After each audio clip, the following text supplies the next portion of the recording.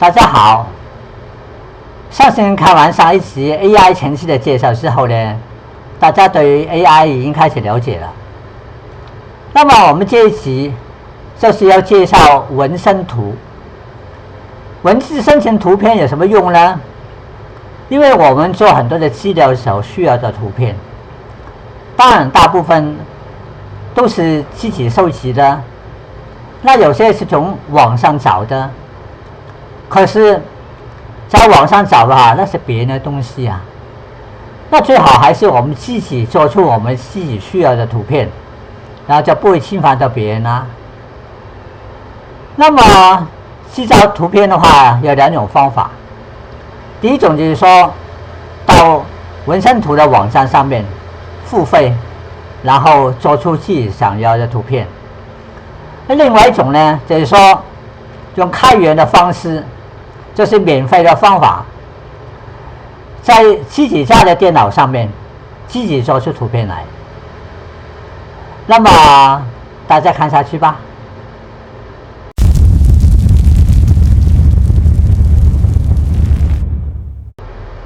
我们现在进去纹身图的网站看看，好几个网站都可以。那么我们举例好了，这个 Diff AI。好，我们进去这个网站看一下。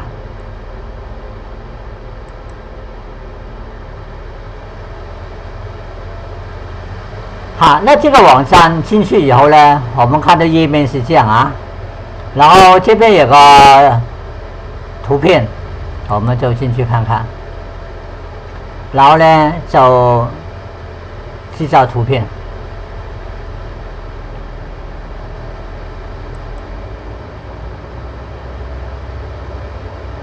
他要先按这个，然后再按这个，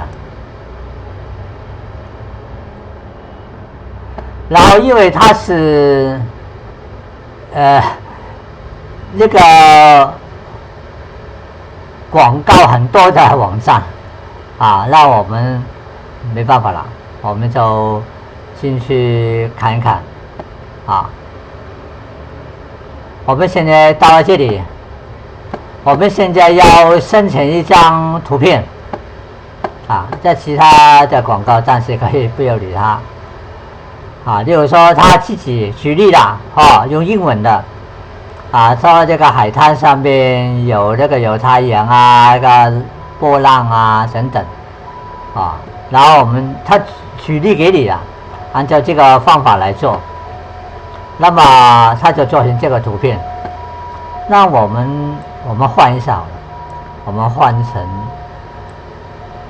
很简单啦，我们做一只狗好了啊，打到我们就打一下那个英文哈，我们要做一只狗啊，狗的图片很简单，我们就生成。它这边有好几个的那种那个风格了哈。好，我们先生成一个看看。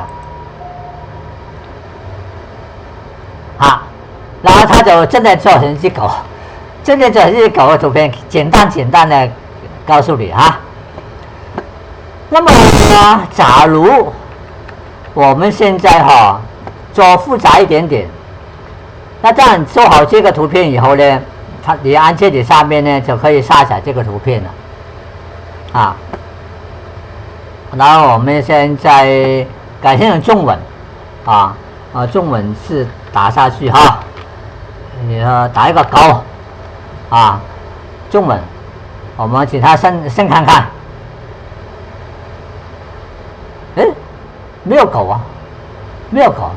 意思说，这个网站，也不是说这个网站，很多的网站啊，例如说外国的网站，大部分都只看懂英文啊，所以你必须要把你想要的东西先去翻译的方法很多了啊，大家可能都比我更清楚了。然后呢，再把它填进来，然后再产生它。那么目前来讲，这个网站呢，前面几张大概2-3张免费你可以做一下可以，可是当你再做下去的时候呢，他就向你收钱了然后你要输入你的 email 注册然后可以收钱这个就是一般的纹身图的网站是这样子做大家有兴趣可以进去看一看。那么看完纹身图网站以后呢，我们最重要的就进来就是说我们怎么样用开源的方法做出图片，就是说不用付钱，而且可以输入我们的中文我们看看，我们现在要进去一个开源的网站，然后执行我们纹身图的初步了。然后我们也是一样，从 Google 那边进去，我们打入 Config UI， 大家我把它放大一点点，大家看一下就是这个名称 COMFY UI 这个地方。那么我们进去以后呢，我们会看到它前面有一个 GitHub， 这个有一个网站，这个地方，那么我们就把它点进去。那点进去以后呢，这个是一个英文网站，但也可以翻成中文了不过没有需要这个网站是一个界面，是一个纹身图的操作界面，我们看一看它到底是什么样子我们拉下来 Config UI， 它是一个工作流，以工作流作为一个界面的东西，所以我们执行的时候，我们也是以工作流的方式来做。那为什么要以这种方式来做呢？因为它是目前来讲是最先进的了。那以前的版本没有用工作流的话，大部分都被淘汰。用工作流的话，它的附件会越来越多，所以用它来执行，我们发展会非常的大。那我们再拉下来，看到这里，我们这边有安装它，这边有讲它的版本是在哪里，然后它也告诉大家，我们假如要解开这个程式必须要有这个7 CIP 这个档案，这个解压缩的档案。那假如大家没有可以点它，然后先下载这个档案，然后解压缩比较容易。那么我们进去它释放出来的版本，那我们现在看到呢，它的版本呢就是 0.2.2 这个版本。那这边下面呢，这个地方就是它这个主程式了。那我们点它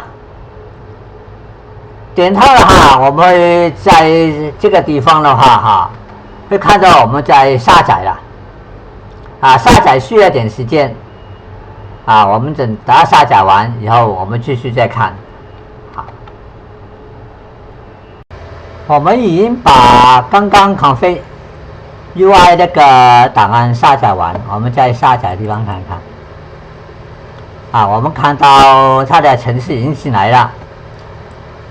然后呢，我们要把它放在一个空的地方，例如说我们有个地槽，这个地槽是空的，那我们把这个程式把它放进去那放进去以后这个地槽为什么我们不放在C槽呢？也可以的，可是问题是你什么东西放C槽这个C槽很快就爆满了，尤其是 AI 的程式非常大，很容易占很多的空间。那我们看到这个程式它是没有解压缩，还没解压缩，所以我们这边点那个解压缩看看它解压缩还是在原来的位置啊？我们给它解压缩看看。那我们会注意到，我们刚刚下载这个程式的时候，它的大小只有1.5个 G 啊。那可是我们在开始解压缩以后呢，这个大小呢就变成4.9个 G 啊，所以算是蛮大的哦。这个只是它一个架构而已哦，都还没有包括其他东西在里面哦。好，那我们就看它解完以后，我们看怎么做。因为解压缩时间不是很长了，所以我就没有暂停它，等它跑完。啊，那我这个电脑已经算是还比较快的了。GPU 不快的 ，CPU 快 ，CPU 比较快。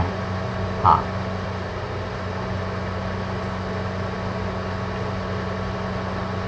然后好，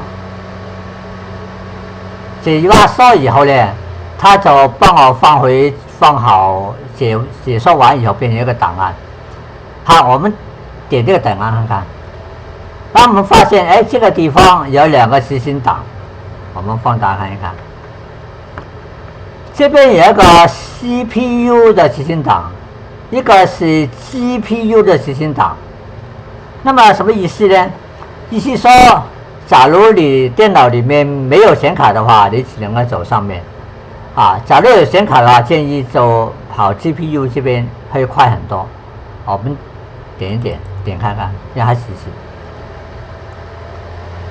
它执行的时候呢，大家会发现，它其实是 Python 的程式啊，这样。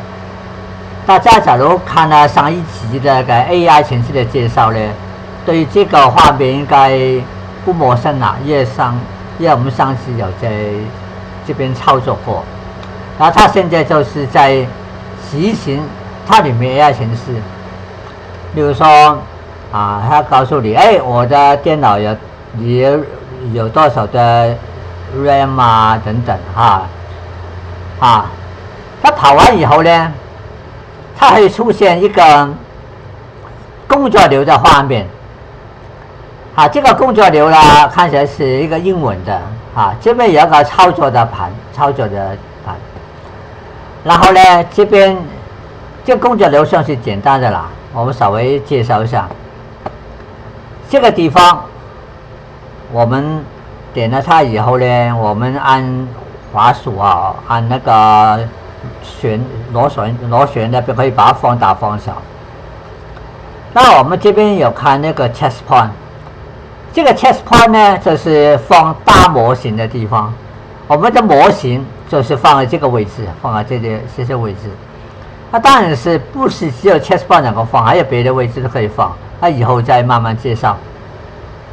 那这边再进来就是一个 clip 一个文字的情形了。我们纹身图就是在这个地方打入我们需要的文字，然后希望它生成。好，我们有那个模型，有文字，然后呢，我们把这个资料呢就进去一个双排那个地方。这个地方呢，是把这个图形呢渲染render 它。那么这个地方是花时间的，而且这个地方也是 GPU 所要做的部分。那么解完以后呢，需要把它解码，解码以后呢，再输出去变成图片。那么我们这个界面是英文的操作也是只能够用英文，不方便。那我们要把它改回变成中文。那我们必须要先改这个地方，这个地方是一个主控的地方，这个地方改了以后才能够执行上面的。那怎么做呢？我们看看 config UI， 我们要更改一个管理器。那管理器在哪里呢？我们也是从 Google 那边看这边就是 config UI 的那个 Manage， 我们看一看，是这样子。那我们就打进去，它就也是在 GitHub 的地方开源那个网站的地方。这个 config UI 的 Manage 呢是怎么样子呢？是这个样子，是一个表一个管理的一个表。这个表功能非常的庞大，那我们先安装它。那怎么安装呢？很简单的，我们从那个 code 的地方，然后这边有 download 它，我们直接按，然后 download 以后呢，我们就看到这个地方呢，完成了，很快很快。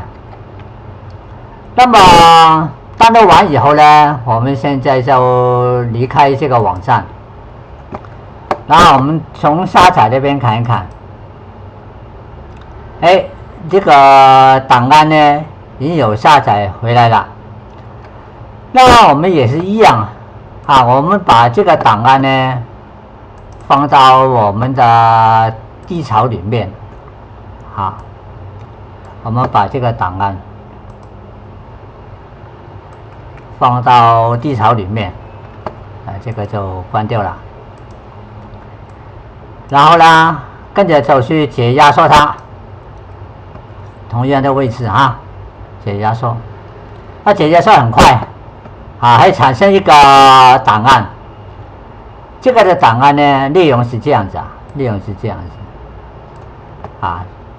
这个档案呢，我们不用，我们是整个档案处理它的。我们怎么做呢？我们首先把它复制复制起来。复制完以后呢，我们在那个 config UI 那个地方呢，我们打开它。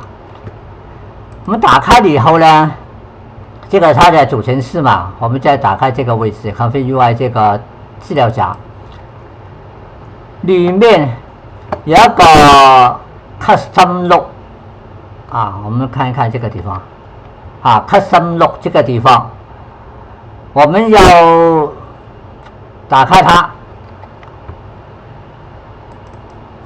打开它以后呢，我们把刚刚我们复制完那个档案呢，我们把它 copy 进来，复制进来。复制进来以后呢，就完成了。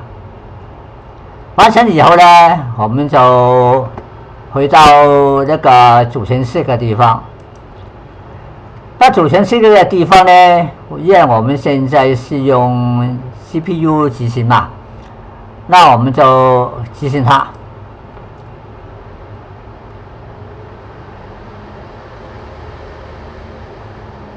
跟开始的时候一样开始执行它。可是现在它是多了一个管理器。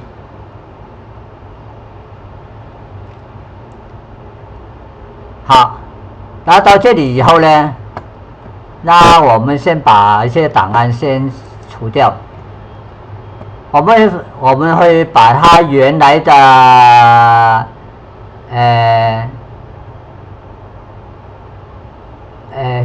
预定的我们把它复制起来。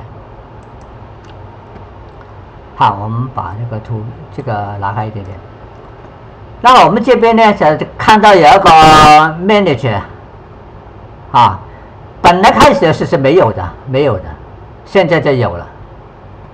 那我们利用这个 manager 呢，这个管理器呢，我们就安装我们的一些程式。我们点它看看。那点它以后呢，我们看到这个表格呢，就是网站上所看的一模一样。那这边有两个地方，这个地方呢，在 Custom Log 的 Manager， 就是说管理那个节点所谓节点就是那个外加的东西管理节点。那另外一个地方呢，就是 Model 的 Manager， 模型的，我们大模型小模型都去放在这个地方。那么，好，我们怎么做呢？好，我们看下去。我们现在做纹身图，为什么会搞得那么复杂呢？因为假如是付费的网站的话，他们也要做生意啊。那我们现在这样做法，就是说我们免费可以做的。那么，所以不会让你白白的就可以做一个纹身图，然后他们就没有生意啊。所以很多开源的模型或者说一些节点啊，都已经不开放了，意思说很难找得到了。所以我们现在做一个纹身图的要千方百计，怎么东转西抄啊，这样子才有办法弄出一个工作流出来。利用这个工作流，我们才来做纹身图。所以过程是比较复杂，复杂到觉得怎么那么复杂？那我不学好了。你不学的话，就付费去做图片啊。那学一下其实很简单的，没有想象中那么困难只要大家耐心的慢慢看，就一定做得出来，没问题的。我们看下去吧。我们现在从 Custom Look 那边 menu 那边进去看看，我们点看看。它里面呢，告诉你，现在有1407个那个的节点啊。讲句话，我刚刚开始碰这个 Coffee UI 的时候，才900多个。上2个礼拜我在看的时候是已经达到1300个。那今天我在看的时候就1400个，它的进度非常的快。这些都是一些人的开发，都是他们自己觉得这个很有兴趣啊，这样开发就自己跑出来。然后当然是排第1名，最多6000多个分数的话，这是这个 management， 就是说我们那个管理器啦，那为什么我们不能在这边install呢？因为我们没有管理器就不能进来这里，所以我们的管理器必须要在前面，我们在它网站里面download，然后放进来，我们才会看到这个。反而我们没有管理器，我们根本也进不来，也没办法下载它呀。好，那进来以后，我们再看我们拉下来看看，哇，真的很多很多，拉不完了要拉到最后看看了，1000多个。好。那么我们知道这个节点以后呢，我们现在要做什么事情呢？我们要下载它。我们下载它，刚才不会讲吗？我们第一件事情就是先把那个管理器变中文。那中文的翻译有很多种，那大家比较常用的比较多的话是这个 AICO，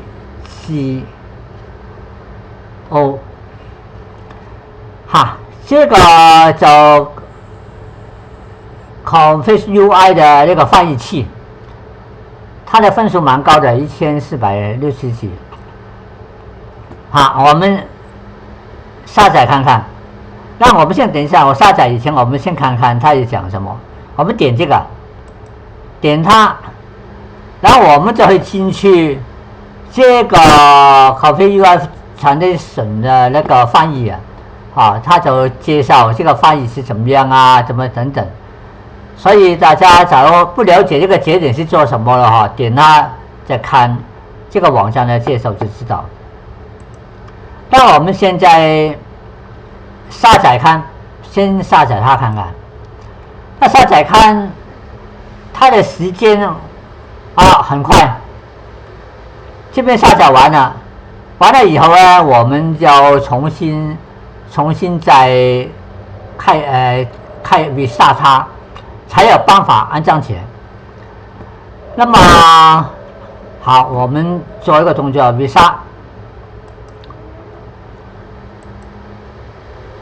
那这边呢，我们会看到它的重新的连接当中等等。我们稍等它一下，它等于我们的开机录这个程式一样。好，那我们现在看到的，它这边全部变成中文了，变成中文化了。等于这边这个节点都是变成中文化了。那么它到底变成什么的中文呢？我们看看它的设定那么这边有很多的选择，这样子。那我们看这个 ACL 这个地方，原来是它帮我下载成繁体的中文。那我们假如不要繁体中文，可不可以啊？例如说我们要简体的，或者说要日本的等等都可以。你可以在这边做一个更改。那它已经弄好了，那我暂时就不用改了。那这个就是变成一个中文化的形式。好，那中文化好了以后，这个管理器结束了吗？没有，我还觉得还需要一样东西哦。我们按下那个管理器看看它有没有动。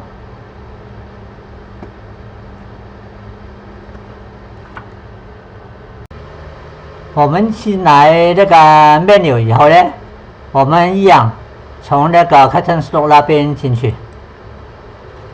那这次我们要下载一个什么东西呢？我们下载这个程式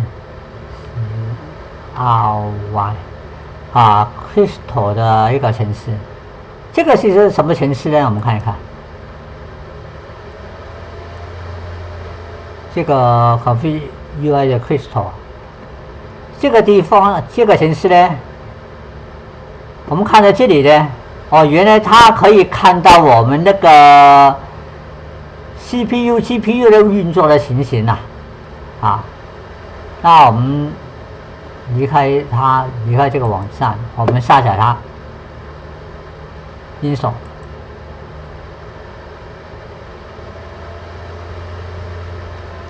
下载完以后，我们重新 restart， 需要一点点时间稍微大一点点。我们等它重新的再跑这个程式，再等它一下。好了以后呢，我们在管理器这个地方呢，我们看到上面多了一层东西。这个就是可以显示这个 GPU、CPU 它们运作的情形。那这个但是看个人的喜好啦。那我个人就觉得它有点参考的价值，所以建议大家可以安装它一下。好，那我们接下来的就一看我们的模型了。我们看看我们的这个 chest point 这个位置呢，主要是放模型的地方。我们一定要下载可以用的模型，没有模型的话，纹身图就没办法实行了。那我们一样按管理器。好，我们现在进来管理器。那么我们这次不是看那个 Curtain Slope 啦，是看 model 模型。我们点那个模型的 Manager， 我们看到呢，模型的数目没有很多，376个什么模型。那我们到底要下载哪一个模型呢？我们刚才不是讲我们是从那个 chest point 那边进去嘛，所以我们这边打 chest point。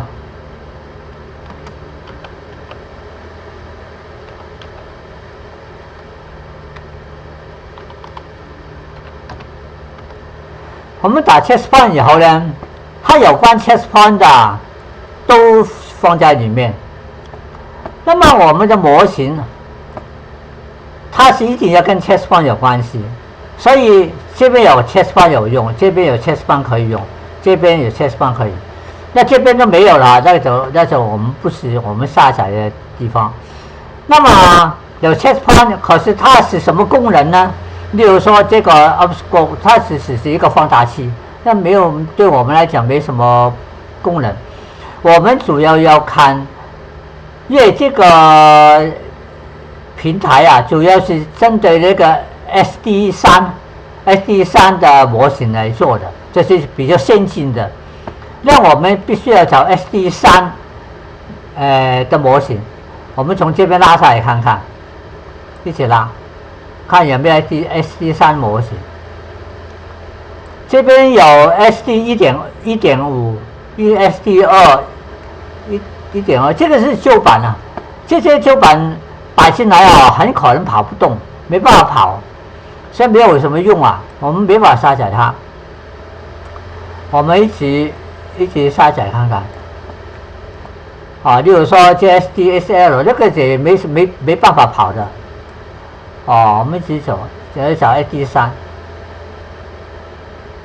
哎，奇怪了，怎么没有 SD3呢？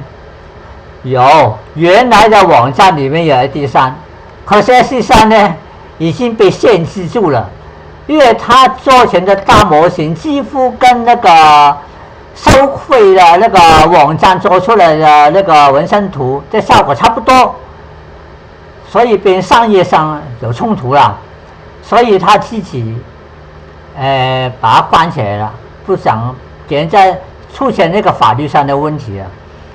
那 SD3他那个工作的团队呢，后来自己开公司，开一个叫黑森林公司，就出现这个叫 Phoenix 的这个等于就是 SD3这个团队做出来的。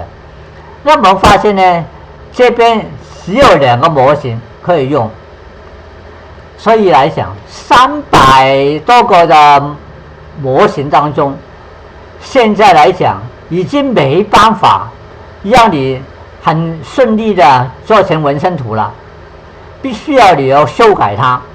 例如说他给我们的版本是 PF8，两个比较弱一点点的版本啊，然后这个 develop 啊，这个 DEV 的话是发展的版本，这个跑起来，除非你这个显卡很大，你跑起来都跑不起来。那比较我们可以用的话，就是 Scodus 啊，这个的模型。那我们点看看。那么这个网站，它没有介绍，它根本就不需要，但是我们看那个前面那个我们的 Model Cast 的地方，我们看看，它也不怎么介绍，为什么？因为它根本不想给大家用啊，讲一句啊，它现在开发出来的时候，根本就算了，你们就用了啊，就讲一句话，大家看到了，赶快下载它。它现在目前还那个 Face 啊，这个位置开源的网站，我猜它过段时间以后啦，它可能就不开源了啦，连这个模型都不摆下来，纹身图就可以讲 game over 了，大家没法做纹身图了当然我们现在我们看看这个模型打得很大很大，我们刚才手下的模型当中从来没那么大过。这个模型到17.2个 G 啊，下载相当时间，差不多要下载半个小时左右。那我们就下载看看。那下载的时间我们可能暂时先中断等它下载完了以后，我们继续接上来，我们就install。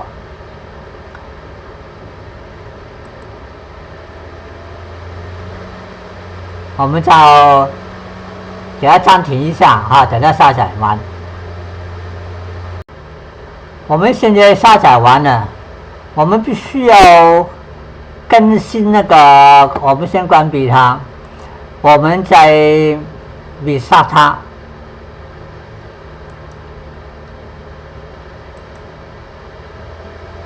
然后它这边重新再开启这样。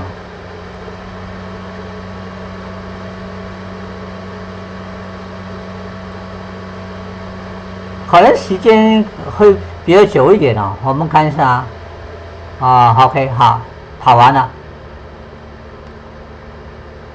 跑完以后呢，然后我们在这个地方，我们会看到，哎，它这个我们把这边放大一点看看。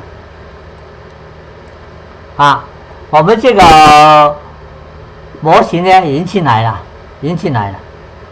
啊，我们试试看跑一下看看啊。我们跑这个模型呢，现在模型有进来了，文字它本来有设定了啊。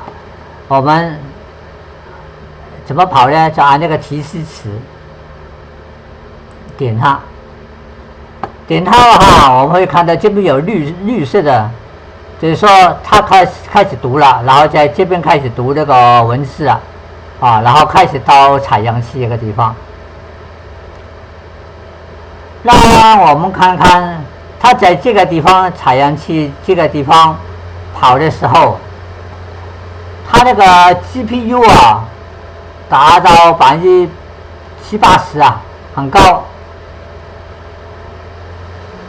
可以 CPU 的话很少 ，CPU 很少，它可以慢慢跑。那我们从那个终端那边看一看，终端那边我们也会看得到，它一直这样跑，跑下来，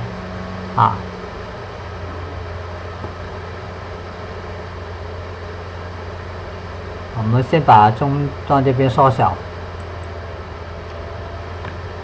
我们看绿色这个地方就一直跑，这个模型很大，然后所以它跑出来的东西，这个图像的话是很仔细的，所以它会花比较长的时间。一般来讲，就看你的显卡啦，你的显卡假如比较好一点点的话，大概2分钟左右，大概就会跑出个图像出来了。我们在这里稍微等它一下吧，没办法了，我们再看看终端，现在跑的速度也算是很快的啦，看你显卡了，假如你显卡是4090那种的话，我看一下子就跑完了，很快。那可是我这个是没办法，4060而已。最基础的，所以它跑得比较慢，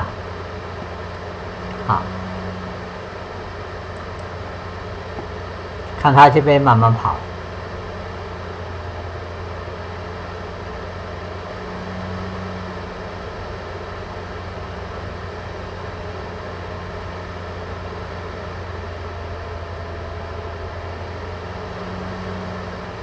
这边看到那个 GPU 几乎跑了100%了，所以假如没有 GPU 靠 CPU 跑的话，几乎没办法了，太久，而且可能会宕机，没办法。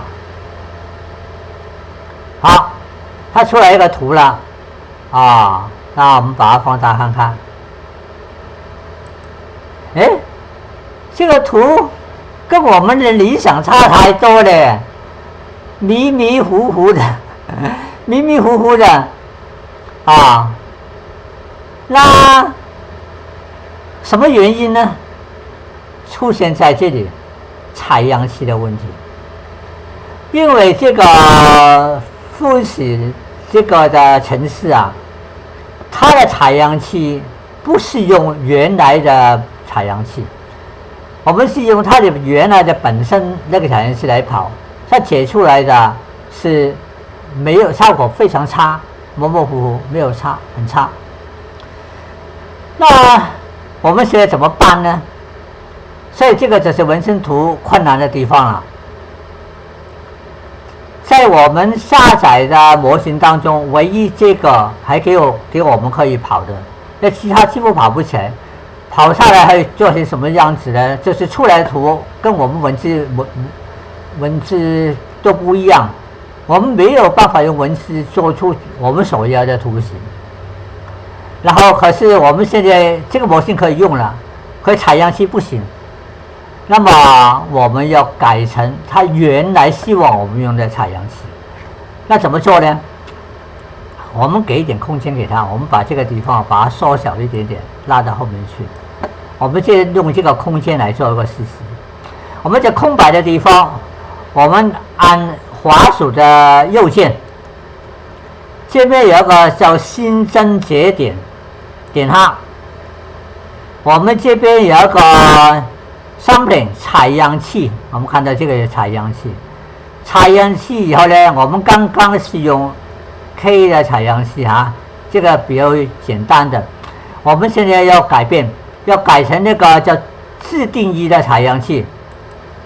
自定义采样器里面，最后这个是一个进阶版的采样器。我们要利用这个采样器，我们点它，我们现在出现一个新的采样器出来。我们利用这个采样器来改变我们的图形，怎么做？我们看一下原来的采样器跟这个采样器不太一样。它进来是模型，这边没有模型啊。界面提示，也没有界面提示那个叫 Latin， 这个 Latin 的话就是它的宽度那些有这个东西没错。可这个是码 sampling 不一样，完全不一样的东西。那我们怎么接呢？我们不能把这些线全部接过来，不同的线那我们现在呢，要开始要接这边的线。它这边有个 noise 噪音。我们一样，我们在那个按右键，出现这个 sampling 这个地方。自定采样器。那我们这边看到有个噪音，我们看看，这噪音有的 random noise，这是自由选择的声音。我们点它，出现一个噪音的图。我们把这个图，我们把这个采样器放在旁边，把这个噪音放在旁边。我们先把这个地方连起来，连起来怎么连呢？我们这边点它一下，它这条线连过来，碰到这个地方，它这边颜色变了表示连接到了。我们放开，它就连起来了。我们要做这个架构，再做第二个采样器，自定采样器。然后呢，第二个叫该打这个地方，点它，我们要basic 的就可以了，最基础的就可以了。我们出现这个 basic 的该打。我们把这个该打这个连上去。第二个接口。我们现在再做第三个，同样sampling这个地方采样器。采样器这个地方呢，我们这个有个三把。我们点它。那么这边好几个了，到底我们要用哪一个呢？我们用上面这个好了。是的。我们这个摆过来。我们把这个接上来，连过去，连到了。再来就是sigma码了，我们再做一次。我们采样器。自定采样器。这边有sigma码，可是呢，这个sigma码的话，它的接点跟我们不太一样。我们这个地方 schedule 这个地方，它有一个叫 base schedule， 这个地方呢也有sigma码，这个也有sigma码，我们点这个，我们用这个的sigma码。我们把这个连上去。连上去以后呢，这四个全部都连好了。再来的话，我们在历程这个地方呢，我们就解开它。我们用它这个历程怎么做呢？我们在历程这个地方点它一下，它这个就从这边连过去，解开的话就从这个地方解。你这边解不开的，这边只会多出来而已。你这点下去，它就跟着我们跑了。我们跑到哪里？跑到这个 listen 的地方。好，我们就把它连上来了。连上来以后呢，好，那我们 output 的地方呢，我们把它，我们这个地方，本来它是接到那个 listen 的地方，我们离开它没有？我们把这个 output 的地方呢，接到这个 listen 的地方，啊，再连上去，啊，好，这个架构做好以后呢，我们现在要把这些，那么我们这边出现这个模型也出现了，啊 ，condition 啊，条件也出现了，啊，然后这个模型也出现，所以啊，我们现在把这个模型离开它这个模型，移过来，接我们这边的模型，因为这边还有一个模型，我们就从这边给拉过来，拉条线过来，从模型那边再拉条线过来，啊，那么再来这个 condition 就是条件，好，我们把那正面条件，原来的那个条件里面有正面的有负面的条件，我们这个模型只有正面条件，它不需要到负面的。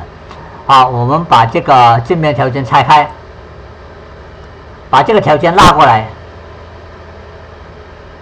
拉到我们这个条件这个地方来，啊，把它接起来。那么我们所有的线这个地方来，几乎都已经全部做好了。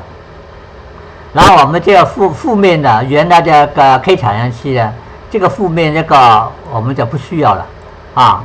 我们这个负面这个也不需要，所以别人说我们这个的负面采样器这个地方不用了，然后这个采样器这个地方也不用了，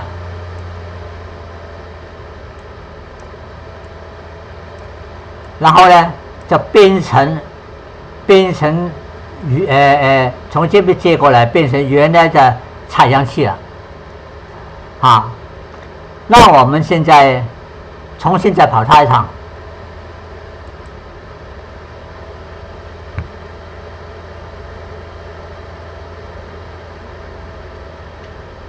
它跑的时间也是一样，需要点时间啊。意思说我们有新的这个render渲染的采样器来弄，它出现的情形就会比较不一样了，我们看一看，这个看起来是稍微复杂了，可是没办法，因为这个模型它一定要配合这个的采样器，才有办法执行，用原来的不行，所以的话，没有像以前那么简单，这个模型放进去就直接跑出来，所以现在都很难了。啊，出来以后了，我们把这个图形打开看看。我们是怎么做呢？我们就点它，按右键，按照这边也会出现打开图形，啊，这很漂亮了，不会模模糊糊了。所以我们的纹身图的话，用这样子的方法，就可以解开一个图形。那这边是它的大小是512乘512。为什么是512呢？因为我们这边是我们在立体的地方，这边是512，啊，但是我们是不同的大小，它会出现不同的情形。啊，到这里来讲，结束吗？还没有结束。好，我们还有一个东西，啊，我们测试一下看看，原来的这个的字形啊，我们这个的字啊，我们这个地方。我们这个英文啊，它原来打的英文啊，我们这个暂时先不用啊，啊，我们现在呢这个地方我们要重新做一个东西啊，例如说我们要打英文倒是没问题，要看是英文啊，那我们现在是改成打那个中文啊，中文。我们这边打一个小狗好了，我需要他也帮我做一只小狗啊。那我们重新给它执行一个看看。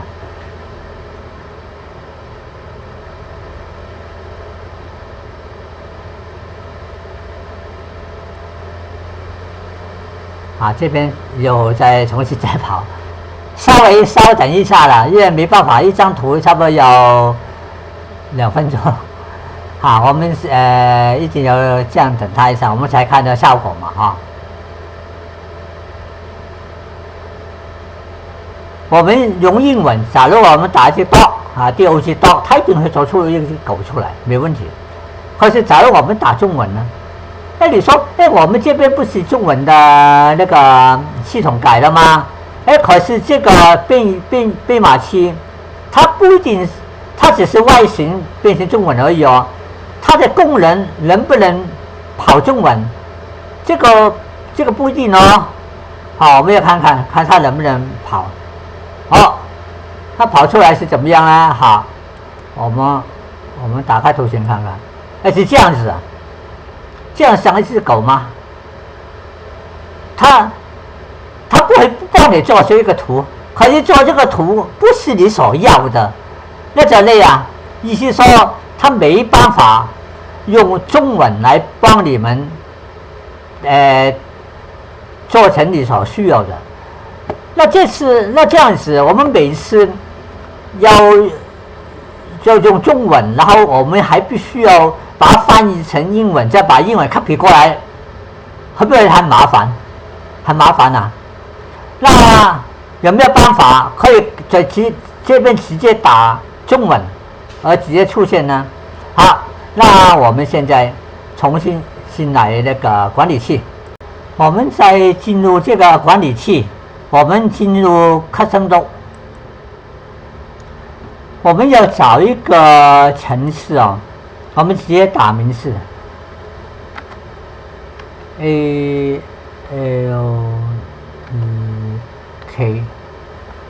啊，那个 ALEK Pad 一个程式，这个是一个什么程式呢？我们看一看。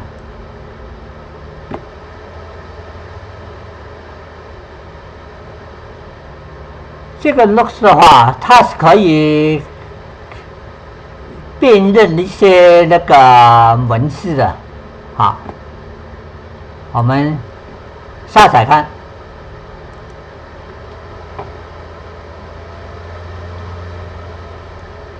啊，然后我们Visa。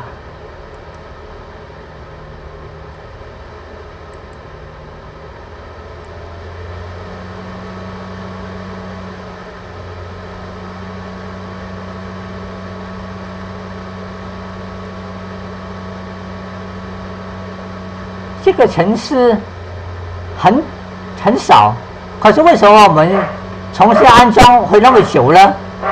因为我们前面安装了很多东西啊，所以它执行的时候就那么久。好，那我们现在进来以后呢，我们找一个空间，我们找个空间是哪里呢？我们一样找一个节点。这个节点呢，我们这边有看到上面有一个 ALEK 这个节点，好，这个节点呢有一个 condition 条件，好，我们这个把这个条件呢，我们点它，这边有一个 keep 的文本编码器是直接翻译的，好，我们点看看，好，我们再找出一个这个图形出来了。那我们这个，我们把它放小，我们把它放回来这里。我们这个可以把它拉大的没问题，拉得更远了差不多了哈。这个编码器，这个啊，我们把它连过来，我们把它 keep 这个地方连过来，然后把这个condition 的地方，我们离开，我们不要了。我们把这个 condition 这个地方连过来。这个编码器我们看一下，它是经过 Google 那个翻译的，意思说我们可以按手的，你在输什么的文字进去，它自动会帮你转成英文。那我们就不需要每次像前面一样，我们要输英文，必须要另外找编译器，然后再编译完以后再 copy 过来，我们不需要了。那我们这边一样，我们打小狗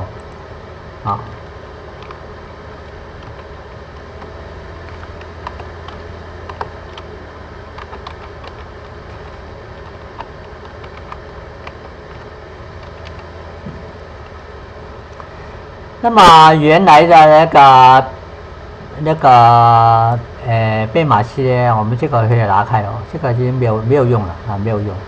没有用，拿开改成这样子好，我们去先看看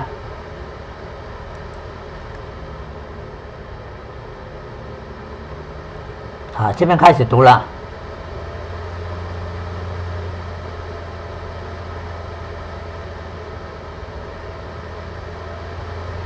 也一样跑。可能大家看这一集有点无奈因为一直在等实在没办法了，因为他就是这样跑才会跑出图片出来我也不能暂停他再进来，他等于已经跑完了所以只能够请大家忍耐一下，所以这一集他的时间会拖得比较长，这样子可以大家慢慢看的时候会比较了解，只要动作太快的时候，大家有时候会跟不上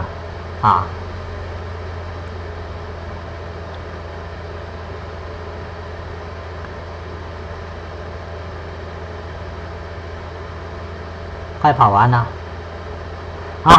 那我们把它打开看看，打开图片，真的出现一只小狗了，很可爱的小狗了。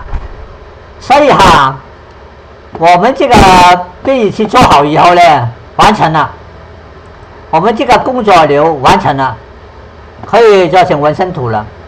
大家只要把这个工作流下载起来，然后就可以执行了。那我很希望大家把整个过程重新做一次，自己做一次，不会太难了。你们从慢慢看就可以扎得起来，就但直接把它抄过来，段子也可以了。这个的工作流我会把它放在我的火凤凰 AI 这个网站里面大家可以看得到。好，那结束了吗？还有一点点，大家可能要知道，我们现在这个它这个储存图片我们按这个储存图片它储存图片以后呢，我这个图片我把它缩小一点点等一下图片，等一下我再讲好，我们这个工作流我们做好以后，我们记得我们要储存这个工作流，我们不储存的话，我们关机再开机的时候，这个工作流可能就重新再来了。我们花了那么多时间做好一个，我们可以拿来利用的，我们不可以每次都重新再做一次很花时间我们储存工作流，我们按这个地方储存以后呢，它叫你输入它的名称，比如说我随便比如说就打入那个叫 dot 等一下，我知道我储存工作叫 dot 就这样，它就储存起来。那储存它是跑到哪里呢？我们把这个关小一点点看看，我们这个也关小，我们把它关小。我们会在下载的地方，我们会看到这个刚才所打那个小狗的图形，还有那个 dog 的工作流会在这个地方。那么这两个地方呢，有它的功用哦。好，那么怎么的功用呢？我们在这个地方摆着我们把这两个图形，我们把它拉出来不用拉，把它摆在这个地方来好了。我们再回去我们刚刚的工作流去做好以后，我们现在清除工作流你说清除，很可怜了，我们做了好久，不需要，因为我们图片跟工作流已经做好了，已经设定好了，所以我们不怕。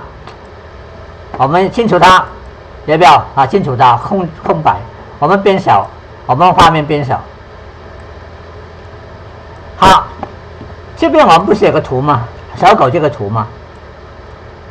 我们把这个小狗这个图拉过来，让它放开，我们把它打开看看，它的工作流全部跑回来了。所以这个图片我们用纹身图做出的图片，原来有工作流的讯息在里面。那你不要去把这个图去修改它，你不要把它加别的东西进去，它的工作流的情形会在。只要你更改它，就没办法了，它可能工作流就不见。那我说另外一个方法我们清除工作流以后啦我们再入工作流，我们这边再进来。我们刚才有那个工作流嘛到这个工作流，我们把它开启，我们那个工作流也进来了。所以的话，利用这两个方法，我们可以把我们辛苦所做的东西全部保留起来了那么那个纹身图的介绍到这边结束了。那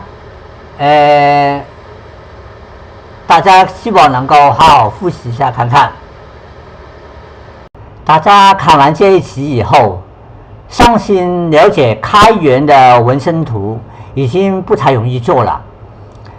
那么因为现在商业的关系，很多商业网站都已经出现要付费的纹身图，那这种开源的方法的话已经越来越少了。大家有机会的话，找得到这种开源的模型的话，赶快就下载下来，以后的话可能很难再找到了。那么这一期介绍完以后，下一期我们会讲解一下工作流是怎么样运作的。那么这一期的所有的内容还有一些资讯，我们会放在火凤凰 AI 这个网站里面，大家可以去参考。好，这期就到这里了，下一期见啦，拜拜。